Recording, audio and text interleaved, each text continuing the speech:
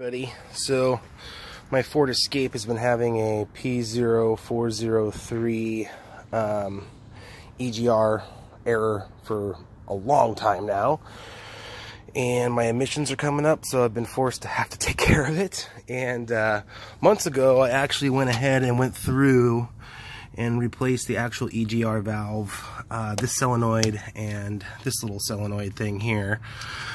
My sensor, or my check engine light, was off for like 2 or 3 days, and it came right back again. So doing some research, desperately trying to figure out this problem, and it turns out that this little plug right here, it actually plugs in right there. This little guy, I guess they call it a pigtail.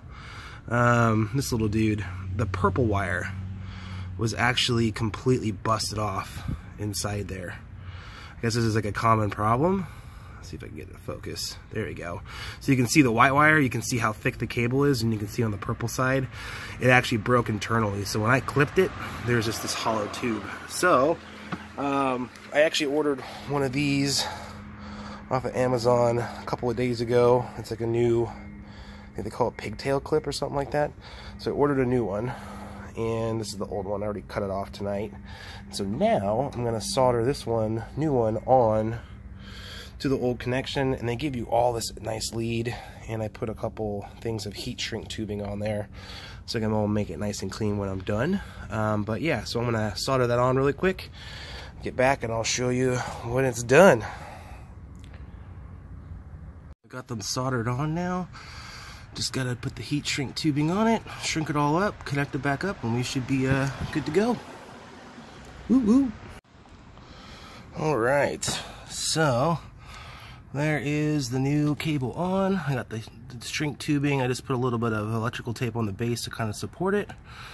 Got the whole lead going to the new clip, into the sensor. I'm actually going to replace this tube here pretty soon because it's getting pretty old.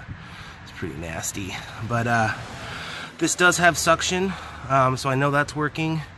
And both these sensors are brand new, so there should be nothing wrong with them. But if I have a code come back, it's pretty much down to this sensor, which could have possibly gone out again or something because I haven't had everything working.